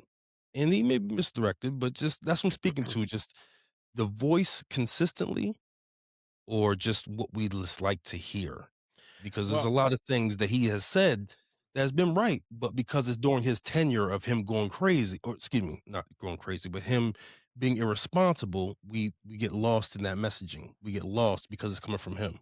well, yeah. I mean, it's the last thing I'll say Yeah. on it. Nigga in the barbershop talk a lot. Every now and then he makes some sense. Mm-hmm. Now he Mhm. says something I agree with. A logical person can have a conversation with a person that they disagree with, probably fundamentally, and even come to some agreement on some things, right? And can take something away Uh, from what they said. Mm-hmm. yeah, Mm-hmm. that's just called being, fair minded and logical. You know what I mean? So, I even with some of the fashion stuff, and like I said, I'm not going to go too deep into that. You can literally listen to an episode of MSR. Paul just brought up one I actually totally forgot about Mm-hmm. from like 2010 that we were talking about Kanye West. You can listen to one from 2018. I might even just post it just to put some for fun, for really seriously with me, you. I think you might have been on that one, Smooth, Mm-hmm. maybe. Were you in the Um, studio? yeah, and I know Nargis was on it. Mm-hmm. And we had a whole conversation about Kanye West, and this was around the slavery is a choice thing. I had a lot of thoughts. I did a solo Butler did an episode I did a solo one of those episode talking about it from a sneaker perspective. I've shared my thoughts on this dude and his thought process a lot, and there's a lot of documentation. I'm trying to toot my own horny. I'm just saying I don't feel like repeating myself on that. I'll just say that this is what I'm not coming for you, Smooth. But that's what people had been doing with him for a long time. Rationalizing, combing through, filtering, because they love him. And we do this with celebrities that we love. We all do it. Paul and I just had a conversation, I think on our last episode, maybe, when we talked about Nicki Minaj, and we talked about how, sometimes you just we brought up Michael Jordan. I brought up George Martin, who's an author I like, Game of Thrones, Ice of Fire. He's an asshole. He's been throwing the production crew of one of his television shows, House of the Dragon, under the bus consistently. All these people that work for the show and do all of this stuff, he's been shitting on it because they made some choices that he don't like. And he won't shut up about it. That's asshole behavior, right? I can filter that out and go, but he's a great writer, a brilliant writer. You know what I mean? And so we all do it to some extent. I understand it. I'm choosing not to do it for Kanye West anymore because he's offended me and been wrong way too many times for me. Yeah. And I felt this way in 2018. I felt this way in 2016. I felt this way in 2014. Yeah. To different levels. And I personally, you know what I mean? So, yeah. I personally have always felt that way. There's a duality to things because Adam knows, I've never purchased a Yeezy just off the fact of I just didn't agree with the way Cuz would rock sometimes. You understand what I'm saying? We can, and I think that it speaks to the fact of even what we're addressing now and allowing people to know that you can admire art. You can admire a person and what they've done in the world without being a complete zealot for them. You understand what I'm saying? You can even when we had the conversation about Bill Cosby, you know what I'm saying? And everybody's talking, he's going to buy NBC, the fact remains, for me, if someone harms someone else, I have a problem with that. You understand what I'm saying? Be it black, be it white, be it whomever you are, whether you've done wonderful things for my community, whether you've been a complete menace to my community. You understand what I'm saying? So I think that it's important that, like I said, I'm interested in seeing what happens moving forward, both in his actions and movements, and to your point, Smooth, and how people receive it, and what we learn from this moving forward. Right. Yeah. Any last thoughts, Smooth, before we move on? All right. Well, that new Kanye gonna be dropping soon. We're fire. Word. Let's take a break real quick. All right. Hey, I got a question for y'all. You remember the first time a young nigga called you Unc or OG? Yeah, my weed man do. Hey, young, that's hilarious. But I jive like Duke. I jive like Duke. You call me Unc. I'm like, all right. No. Relax. Hold on. Firstly, you don't like it, and I don't like it. Firstly, how old is he? Yeah, I don't. He's significantly. I mean, he ain't. I don't think he's in the 30s. Right. That's hilarious. Yeah.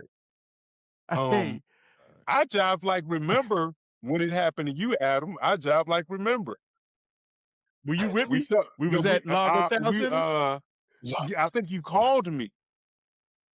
Yeah, I think you called me. I was at Largo Town Yes, Center. sir. Yes, sir. You called me OG. He asked me for a jack. Yes. Cigarette for all the people outside of the DC area. Yeah. He asked me for a jack. Random man always coming to you, ask for a cigarette or a light, or you got a jack. You in there any type of metro. Yeah, yes. Especially that's what happened. That's what happened to me. Go ahead, Adam. Somebody always need a cigarette at the metro. Okay, they give you at the bus spot. You be looking like right, and they just walk up to random people that they probably assume smoke cigarettes. You were like what in your 20s then, right? Like you're late. I was probably like 30. Maybe 30. Like 30. Yeah. I was probably like 30, but oh, that's nasty. Yeah, maybe I was a little older. I probably was a little old. I can't remember. I was at Largo Metro Station. Young man would walk up to me. One, I don't smoke cigarettes, so I can't even get in my mind just walking up to a random person and be like, "Can you give me a cigarette or can I buy it?" Anyway, ask me for a jack. Nigga, can you see yourself asking for money? Nah. Okay then. Yeah, okay, there you go. Good point. Hey man, we I get it. Poverty, understand in the world. It's okay. The economy's fucked. But nah, Right. he asked me for a jack. And I said something to him. He was like, "Oh man, it's all good, OG." And I was like, "What? You was looking around? Who was he talking to? You know that James Franco meme where he goes like that? Right. That's how I felt. I bring this up to y'all. I asked this because where you wearing your hat right now? They it was like wearing my hat like a unk. No, wait, when you had it scratching your head, was the way you was sitting. I was that's like, some unk shit. Yeah, I am. Your hairline wasn't showing. I am like a man. Right. Hey, look, bro. Hey, look, just forehead. Listen. I'm most certainly an unk at this point. 100% unk, OG, whatever you want to call me. I'm an old head. I already know. I just turned 44. Okay. I bring this up because shout outs to Wayno, bro. Wallow, excuse me, Wallow. That way, Wallow Wayno. Which one's the one that was on Everyday Struggle? They used to work for Rock. That's Wayno. Wayno. Wallow is from Wallow, shout out to Wayno. I was listening to his podcast, which I do sometimes. Well, he says it's not a podcast on his YouTube channel, and he was talking about something that happened with academics, and I didn't really want to talk about the academic situation because audience don't really care about what happens with academics and his shenanigans. But academics apparently is beefing with Lil Baby. Apparently he spazzed out on stream, screaming and hollering about Lil Baby, taking his jewelry off, saying, "See me, if you want to squabble, we can squabble." Apparently someone, he kept saying someone backdoored him. He did That's kept me saying being that. an unk. I don't know what backdoored means. I'm an unk. Sorry. But he's gotten to his beat. But the point that Wayno was making was that he kept saying, "I'm glad I'm not known in the streets anymore. I'm glad I'm known at Home Depot." Right. And I thought that was such a dope, insightful thing to say. At some point, we all gotta grow up. And what we're seeing is really interesting. This generation or two behind us, the little Uzi Vert, the Yachty, and the academics generation, they unks now. Right. They unks now, bro. We still talk about act like he a 20-year-old. We still talk about some of these dudes like they 20. Unk, who knows what the official unk age is? These dudes are in their 30s, is what I'm trying to say. It's a less. I think unk starts at 25 according to the YN list. Two whole boy, that did the YN list. According to the YN list. Funny shit. Yeah. I'll put it up. Hold on. Yeah, find that, please. He said that was funny. Paul gonna pull out. He wanted. Yeah, Paul gonna pull that. But no, I just think again, is a show that I think it's a difference because talk to me. Wayno was outside and then came into the space. Yes, as an older person. Yeah, I don't know if unk when you're on the internet and you're in that space, you may be like ageless. Nah, you can still. I don't think so. Let me just break this down real quick. Oh, okay. Well, hold on, before you break it down, I want to just respond that really fast. Then break it down. That's an interesting point he just made. Then you can break it down. It's like you're ageless. Like when my son's watching certain stuff on YouTube, I'm like, how old are these niggas? Yeah, but they be like 24, 25. But that's right. That's what I'm saying. So to that point, like, it's like this is ageless thing. So I don't know if there's a age of like maturity. What I'm trying to tell you is that the point Wayno was trying to make is that the young niggas not looking at act the same. They looking at him the way the dude that he claimed backdoored him was a younger dude. Okay, and the younger dude. So let me just finish this point before Paul explains the YN thing. The point that Wayno was making is that it's about where you are in life and where you continue to be. All right. You one day become the older dude hanging out in younger spaces and the younger dude stop respecting you.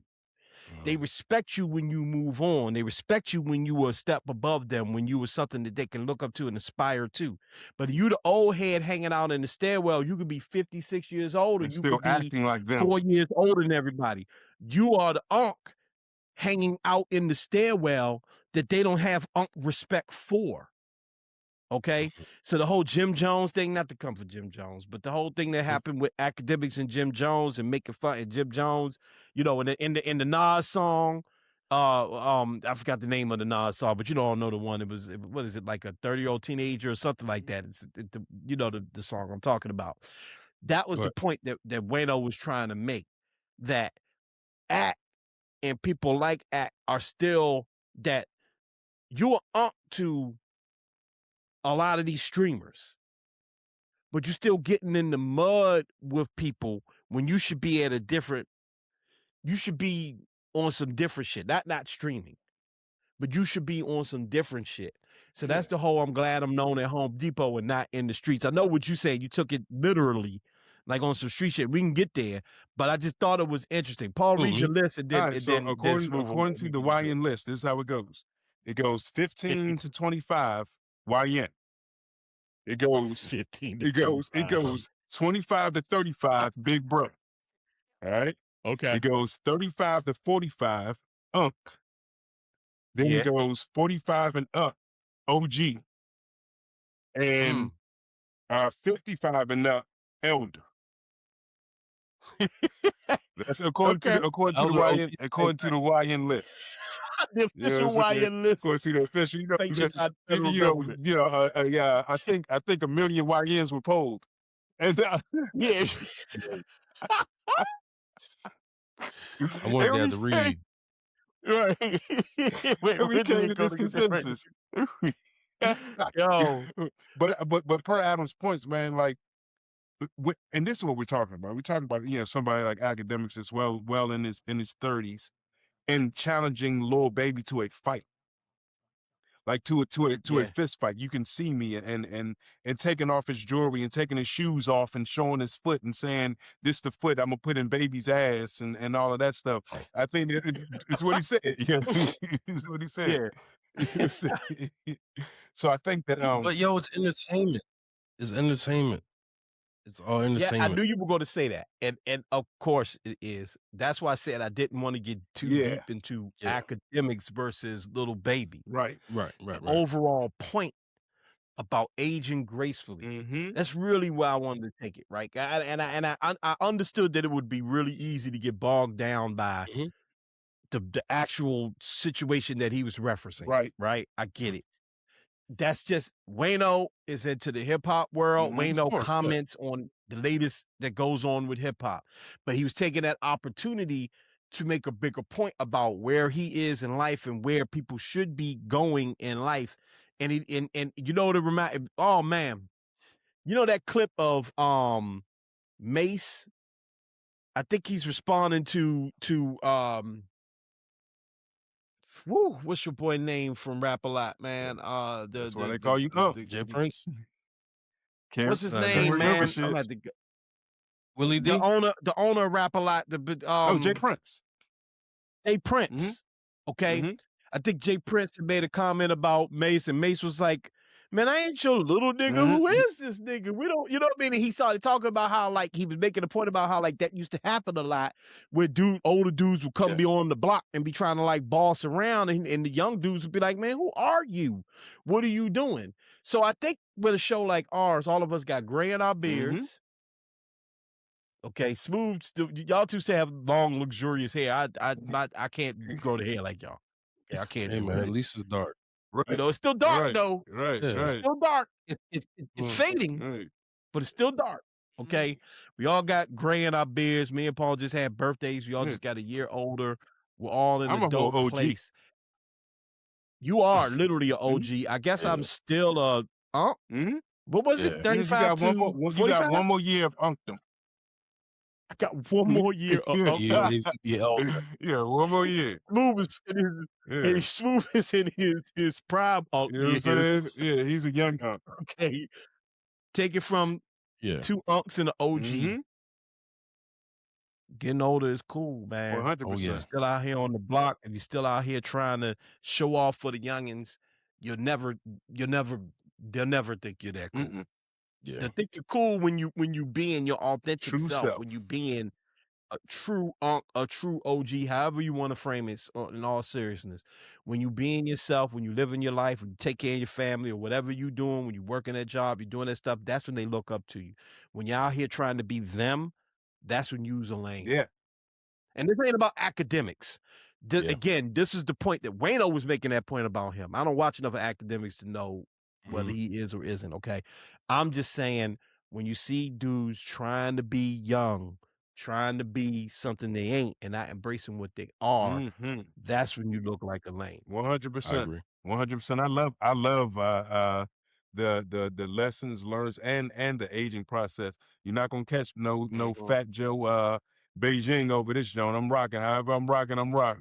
You know what I'm saying? Like I'm get to that good. later. I'm good to go. I'm good to go. We're gonna get to that. Matter of fact, we might as well just get to that after this break. No doubt. All right, look at this picture. That is the Cap Mount Rushmore. Okay, I didn't make this up. This is something I saw on Threads. I thought it was hilarious. It's clearly an AI picture. Okay, you got Fat Joe on there. Who else you got? You got Soulja Boy. Who else you got on there? You got Jim Jones. Jim Jones. And who am I missing? Is it Fat Joe? Huh? Is the woman up there? Nah, no, it's all Fat dudes. Joe, Jim Jones, Soulja, and Dame Dash. And good old Dame. Okay, this is the Cap Hall of Fame. Cap Mount Rushmore, according to this thread user. Okay, I thought this was hilarious. Okay, shouts out to Jimmy, shouts out to Fat Joe. Those two in particular, they killing it in the podcast game right now. I'm not even gonna have an ounce of hate, for what they got going on. The Joe and Jada pod is taking off. They doing their thing. It's entertaining. It's funny. Joe it's be great. capping. Jim Jones, Jim Jones and the crew, Fab and Dave East and Mano. Very New York podcast, New York old head podcast. You all on your way to being one of the doper podcasts in that space, in the hip hop space. No hate at all. All right. Dame Dash, I wish the best for you. I hope you somehow, oh, man. You know what it is. I'm not hating. I'm just saying, man, this is the truth, man. And Soulja Boy always gonna be Soulja Boy. Come on, man. Come on, Big Soulja. Y'all niggas be lying. Come on, Big Soulja. The latest lie, and this is actually something we can talk about for a second before we start bringing on our list. It's actually something I hadn't. It's kind of interesting. If maybe y'all find it interesting as well. The latest piece of cap, and why Jim Jones is on this list, because Jim Jones has gotten in the habit of taking credit for a lot of things. He started a lot of shit, right? In his mind. We in DC been on Jim Jones, been against Jim Jones in his lives for a minute, because he swear up and down that New York started the phone posse. The phone posse was bigger than no, nigga. Anyway. Knock it off. I'm looking at phones right now. Knock it off. All right. I should pull out a pair of phone pauses right now just to prove it. But anyway, Jim Jones' latest cap is Day and Night by Kid Cudi was not hot until he jumped on the remix of Day and Night. This is an interesting thing. We're going to get to our cap. We're going to add to our cap Mount Rushmore in a moment. And flesh that out more, Adam, because he essentially said he launched his career. He launched Kid Cudi's career because he mentioned, he told a story. I would run the clip, but I don't feel like looking for the clip. But he told a story about how he was trying to get that producer wanted him to jump on the track. That producer wanted to sell him a beat. He was listening around. He heard Day and Night, was like, oh, you know what? If you let me, give me that song. He was trying to take the song, essentially. He's like, if you give me the song, then whatever. He decided to throw a verse on it. He throws the verse on it, only as a favor to this producer, basically. He throws a verse on it, and it takes off in his world, okay? I want y'all to jump in, but I'll just say one thing. Well, two quick things. I barely even remember the Jim Jones remix I barely remember. That don't mean it wasn't hot. Okay. I barely remember it. And I think that's important to say because I'm from the DMV. Mm-hmm. We're from the DMV. Okay. I think that I want to bookmark that real quick. That's one. Mm. Two, a lot of New York DJs and New York personalities have chimed in. Okay. B. Dot, Ebro, Rosenberg, a lot of people have chimed in and they've all said the same thing. It popped on Hot 97. Mm-hmm. Okay. And it with popped New on York Hot DJs. 97. And with New York DJs. Specific. And it really speaks to shout outs to all my New Yorkers. Okay. Shout outs to Shakira and Matthew. You just ran a marathon. Y'all the New Yorkers. Shouts out to Tia. Shouts out to Isha. Shouts out to all my New York people. Okay. The world does not begin and end in New York. Doesn't. Okay. You all really believe that everything starts and ends in your city. And that everybody cares about New York. Not 1972. Okay. It's not where New York, gotta go to the big city to make it. No. Okay. It's not. All right. I ain't gonna go there. Anyway. But that's interesting. Me being from DC, I heard Day and Night. I heard the remix to Day and Night, the sped up club mix joint version of it. Day and Night was all over the place. The smokers loved it. Mm-hmm. It was a smoker's anthem. It was a pillhead anthem. Well, I think okay. that makes sense to what Jim's saying. Go for it. So at that time, the pill and the weed, like that was that mainstream at that time, that emo space that pop culture was in. Yeah. I think that it was pushed in that way. Right? So for you being in the DMV and you're hearing that very intentionally. With a lot of hip hop coming out of New York and with New York radio really at one time really boosting a lot of hip hop up and down the East Coast. At that time, I think that was a little towards the end of Jim's like peak.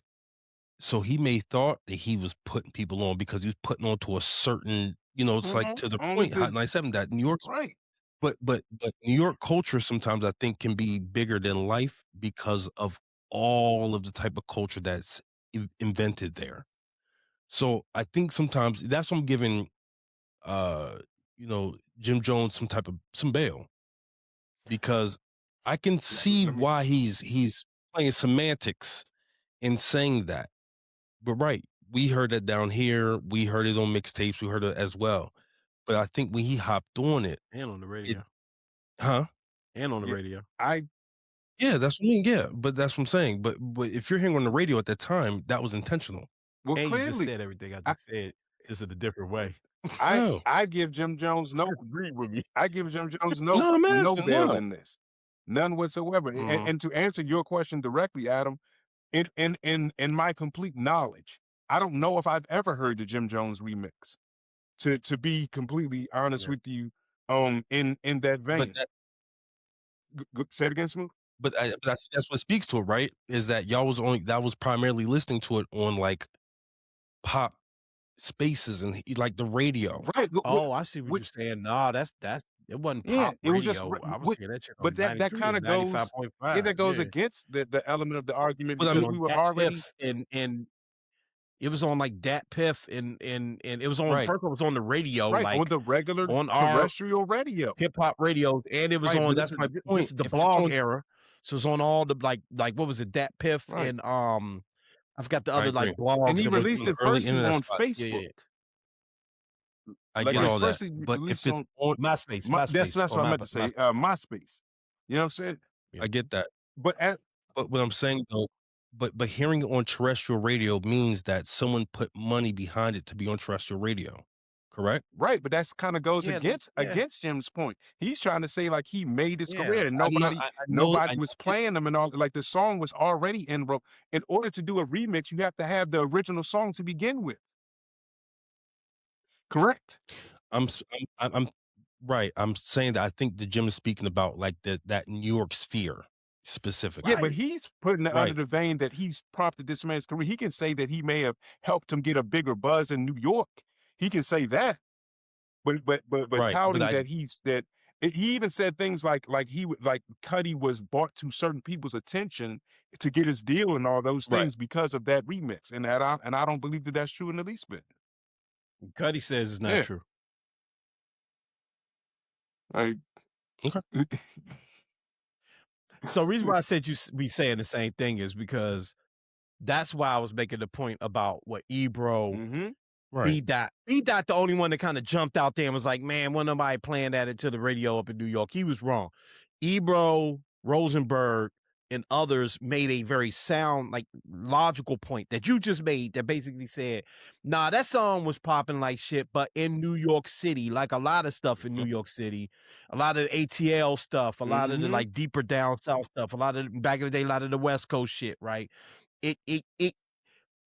It shows up in New York, and the New Yorkers, and I kid with New York. We went to our cap Mount Rushmore in a second, but I kid with New Yorkers. I love them. I just shout out all my New York people. I love New Yorkers, but you know, there is that whole like, well, until we found out about it, it basically didn't exist. And we ain't talking about like go-go here, right? Like, God bless go-go, but we ain't talking about go-go where it's like, yeah, and DC is the biggest thing in the world, but no one else on earth is listening to it.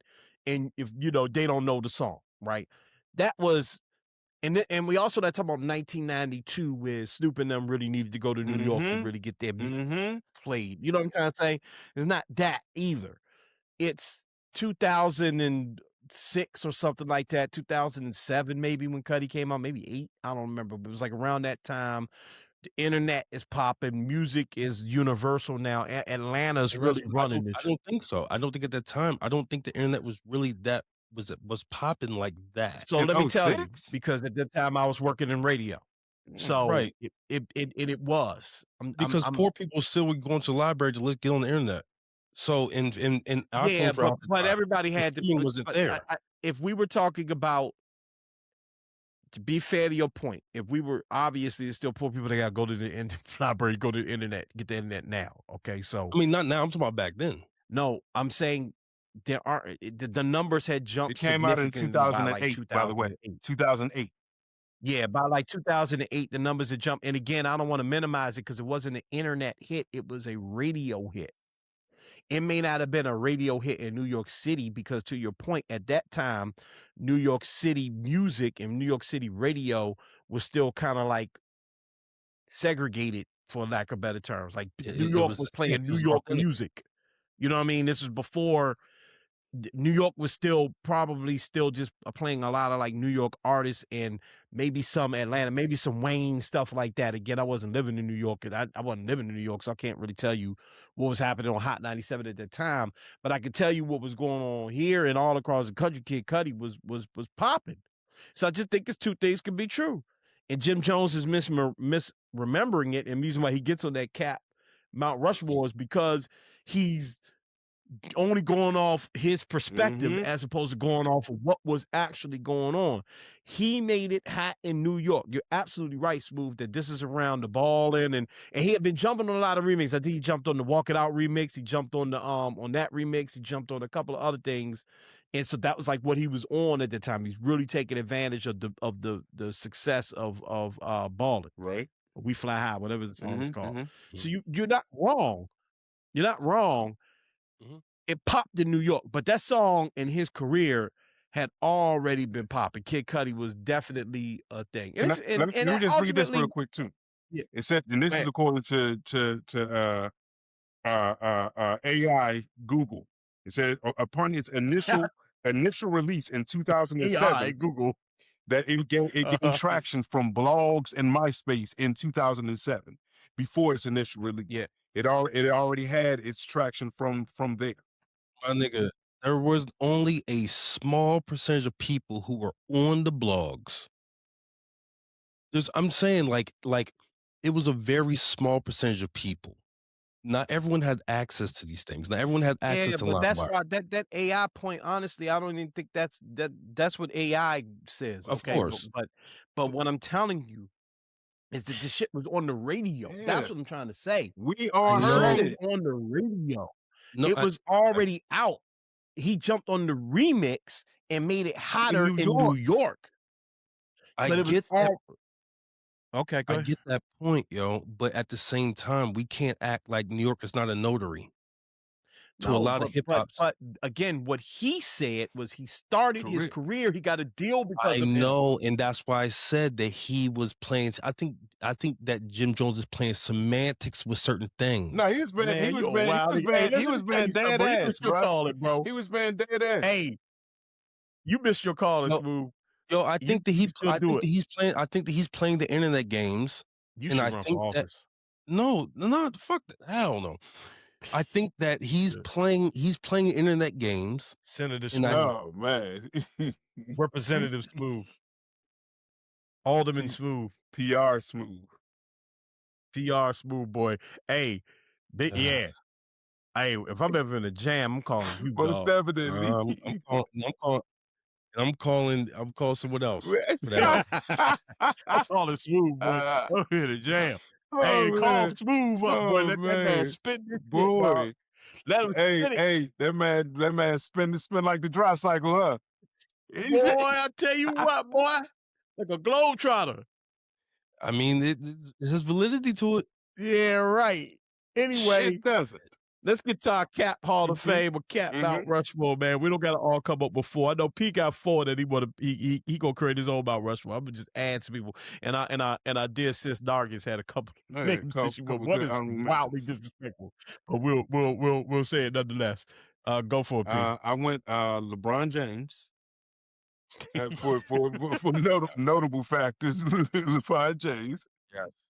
He's number one. Yeah, I think we all agree with that one. Who else did I have? And get caught too. I did right. LeBron James and Clutch Sports. I went Dr. Umar. I went Dr. Umar. That's fucked up. Yeah, because where's the school, sir? Yeah, right. Okay. No, you know, he has a video. He was like, someone said to him in the comments, like, "Where's the school?" He was like, "I'm blocking this Negro. I'm staying right in front of the school. You asking me about where's the school?" When is it gonna open? Like, God. They never opened. Well, no, he came out and said there was a lot of there was some taxes for money issues and stuff. But yeah, okay. you know. But yo, he had this whole video, like this is a montage of him. He's like, I've seen them. Where's the school? I'm blocked. I've seen them. Who is my third? I forgot my third. But my largest cap of all time is the whole Trump administration. There it is. Roll your eyes. The whole captains of Cap Mount Rushmore. But I had one more. When I pull it back up, I'll go. I just did that so my man could get But go ahead, Adam, and bring up some of Nargis honorable mentions, and I'll be getting my. Find her. I know one of her honorable mentions. One of hers was Whitney Houston and Bobby Brown. I'm not acknowledging the Whitney Houston one. Package deal. Package deal. One of her wonderful ones was our good brother Ray J. And I 100% acknowledge that. Ray J. Oh no, Paul, you had mentioned Cat Williams. Yes. That was my other. That was my other. Cat Williams was my other on the Mount Rushmore.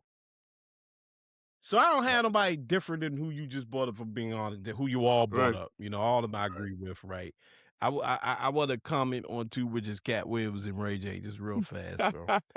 Cat Williams be capping, okay? But Cat Williams is so brilliant that he mixes a lot of truth with cap. Okay?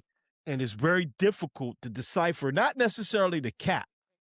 I run a 4.2, I read 1,000 books a year, all of the wild stuff he's saying, famously from the Shannon Sharp interview. Okay. It's not that you can't decipher the cap, it's that you can't decipher whether he's joking or not. Right. And he'll look you good in the eye and be like, seriously like, yeah, I've been on my own since I was 8. All these, all the stuff that was in that Steph Curry to interview. shoot 3-pointers, by the way. He told Steph Curry the best one.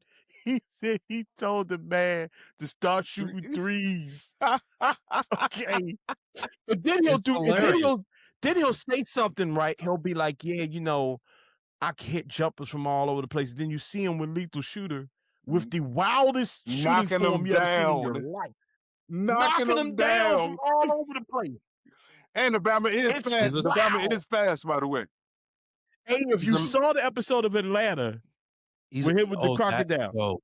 That showed me of how great of I've seen him being a great actor, but that episode, I was like, oh, and then I think he won an award for that episode. He did. He won an Emmy for it. He killed that shit. He won an Emmy. And then at the end, he took off running up the street, and that Bama was broken. Okay? So he definitely goes on the Cap Mount Rushmore, but he is. I will take his brand of capping any day. Okay, I like his brand of cap. Okay, Ray J, just real fast, has one of the funniest cap moments in the history. I think he's been interviewed by Speedy, brilliant interviewer, by the way, and he's showing off the glasses. Oh, they're indestructible. Indestructible. I've been to do whatever you want. Indestructible. Yo, that's so crazy. He was like, I don't care. He said, I don't care. Huh? He broke them bitches. He's like, I don't care. Yeah, because that's what I'm saying. These are like good-hearted cats. Most of the people on this list are like good-hearted cat artists. But I think this is, like you said earlier, there's a genius to it. Yeah. Like with Cat, I think Ray J. I think Jim Jones is a little rough behind, a little wet behind the ears with it. You know what I mean? He's still a little. He hasn't mastered it yet.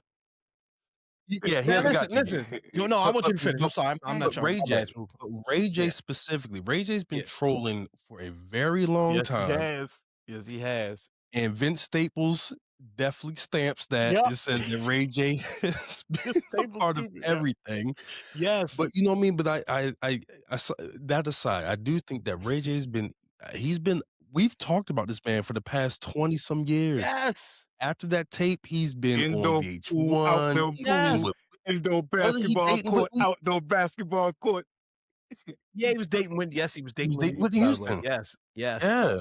Yes, I believe he might have been in that night, which is horrible. But yeah, Ray J, the thing with the hat being on his head, different every shot. The dude, that's what I say. Like everybody we talking about is good-hearted, non-malicious capping. Yeah. Okay. Jim Jones might be the roughest one. Well, no, actually, Dame Dash is a totally different situation. So I don't even know why he's even on there. What? I don't see what's Dame. So Jim Jones got on the Breakfast Club. We actually, funny enough, this is actually wild. We did an episode. We did an episode about Dame Dash in the studio.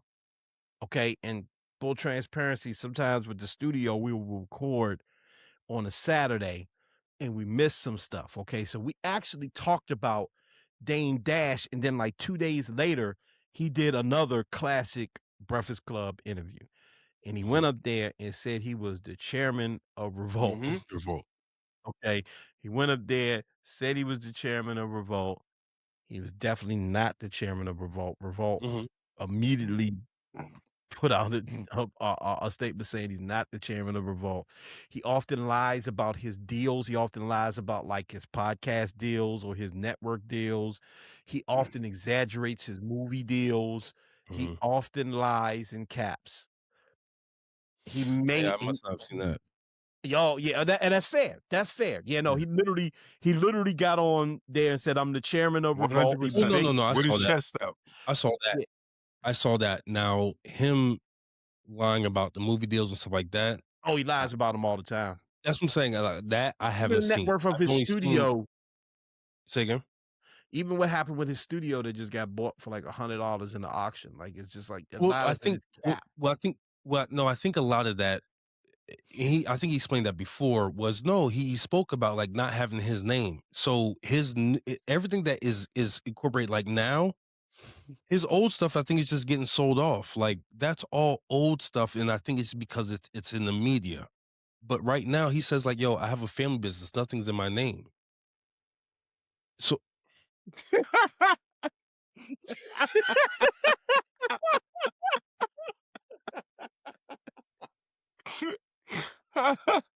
y'all are so cynical. Well, Y'all we are just listening to so you. We cynical. just We didn't listening even to say you, bro. nothing. Y'all Go are ahead. so No, cynical. go ahead. Go, Bro, keep building it up, man. Keep building it up. What else? We didn't even say nothing, What dog. We else? just listening to you. You explaining Y'all, it. We just everything, y'all's whole lab is cynical What? because I mean, I don't know, yo, like. I, So all those I things think that Adam sometimes talked people, about, you don't consider those direct lies. no, not necessarily. I think that sometimes people play media games, Oh and yes, they God, try to bruh. start. No, wait, Everything but can't wait, be but a wait. media game, bruh. Why can't it? Okay. Why can't it? Okay. No, I'm asking why. No, I'm asking why can't it? Okay, to go up I don't know. to go up there and say I'm the president or of revolt, and then to have other people And come. I'm not going to excuse. because you were in an active beef with Cam, and he was capping he was trying to go in there to make it sound like the whole point was, so now I'm Cam's boss. Yeah. And what he thought would happen was, he didn't realize, because back in the day when he was on there, it was Angela Yee, and Angela Yee wouldn't get on that laptop and start researching. But now I forgot her name. She's a brilliant journalist. She came from TMZ. Forgot her name. Lauren. But the other, Lauren. is it Laura? Lauren, yes. She got right on. She directly helped the revolt and debunked it in real time. He thought he was just going to go up there and have a cap off with Charlemagne. Yep, that's what he was trying to do. Yep.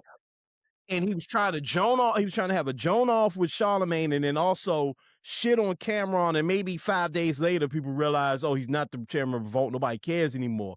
But in real time, he was only doing that to have a one up on Cameron, because they've been having their back and forth for all the time. And also, if you listen to Cameron tell it, there's a lot of cap in business that been going on in business dealings between him and Cam for years. And it seems to be cap. Now, we can't prove this shit. I admit we can't prove a lot of alleged cap about even how they were in Harlem back in the day. But again, I will admit there's no way for me to know. We can't get a time machine really on the block and prove if Dame Dash was really on on the block or not. And it's not really important. Right. But go ahead. Media games. Oh no, go ahead. Nah, I'm done. I just think that sometimes people speak too soon. Like when Tyrese said that about the whole Beats thing. I think sometimes people excitedly say things and they sometimes mess it up, or there may be a conversation. And I think that Dame's one of those type of people that he has these like conversations with people face to face, and like maybe they're just trying to placate him. You know what I mean? Saying like, yeah, okay, whatever, yeah. But I think sometimes like maybe these things actually may be happening, and then when something does happen, they're like, oh, we backtrack or we're pulling this back. Is it possible that Dame Dash has an image that he feels like he needs to portray and live up to? That at one time he was the man, but he's made a lot of mistakes. Okay? He's burnt a lot of bridges, and it's very difficult for him to be the man, but he can't not be the man. So he has to portray being still the man. That he's still the man. That's absolutely fair. Even when it comes to money advice and money maneuvering, some of it's cap, because he has to still seem like he's in control. He may even admit that he broke, but he broke on purpose. Right. Not because I'm just broke. Because there's certain things you can directly look up when it comes to court cases. Right. And so is it possible that it's just that he always has to be the character Dame Dash in public? Even the teeth thing, which, listen, I'm not even making fun of that. For real. People get gum disease, things happen to teeth. You don't have insurance, bad shit could have your teeth. Like, I've seen people teeth disappear, and it's not because I'm they sorry. just Yeah, type I'm sorry.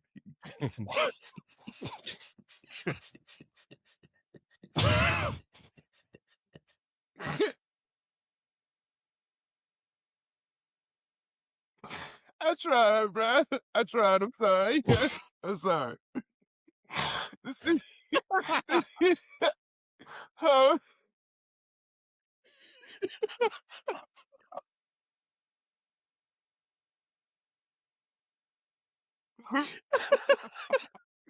Yo, fam. I'm sorry, yeah.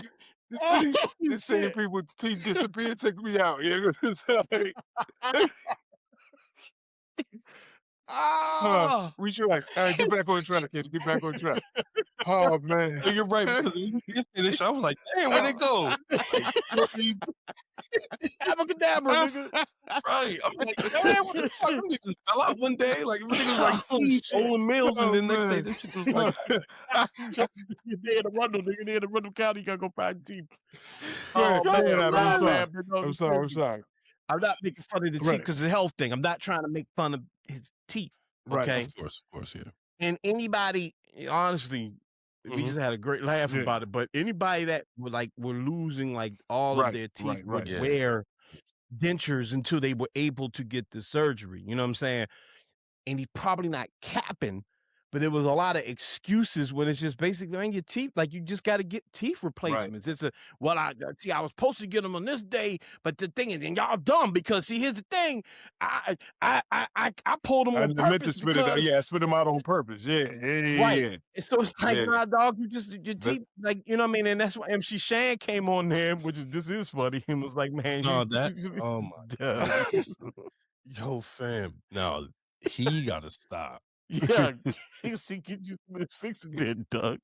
Hey, yeah, MC Shane is awesome. Yeah. Anyway, Awesome. all right, man. Oh, All right, hey, man. that was great. Yeah. So that's our contribution to the cat Mount Rushmore. We got. All right. Told y'all it was a lot of show this week. This episode, a lot of show, man. But it was a fun one. I hope you all enjoyed it, man. I hope you all learned. Shouts out to Paige for joining the show, and dropping that knowledge. And yeah, we had it. In all of this, all of the fun topics. That's right. Today. Laugh with us, man. Laugh with us. Enjoy life, man. Why not? Right. We'll be back on Friday. Nargis will be joining us. Brother Smooth, great job today, man. All day. Appreciate you, bro. Appreciate you. Before we go, remember you can follow us on all social media for now. You can follow us on all social media. Follow us on Instagram, MSR Tribe on Instagram. Follow us on Facebook, Mindstream Radio. Follow us on TikTok for now. The MSR Pod. We got somebody, man. They look, man. They tracking your citizenship on the joint. There's odd shit happening. They are. Some odd shit happening on that thing. We gotta really consider that. But anyway, for right now, follow us, the MSR Pod on TikTok. If you're watching us on YouTube, thank you so much. Go ahead and subscribe to the show. Like, subscribe, hit the notification bell, do all of that, comment, do all of that stuff, share the page, do all of that stuff. You listen to us on podcast platforms, remember to rate and review the show. All right. Appreciate y'all. You all, and be safe in all this snow if you're in that path. Be safe. Work from home if you got to. Do all of that stuff. All right. We'll see you Friday. But until then, ladies and gentlemen, I'm Adam Butler. That's Paul Spann. Black Man Spann, exiting the building. Yes, sir. Remember to be great. Free DC. Elevate us. We're out of here.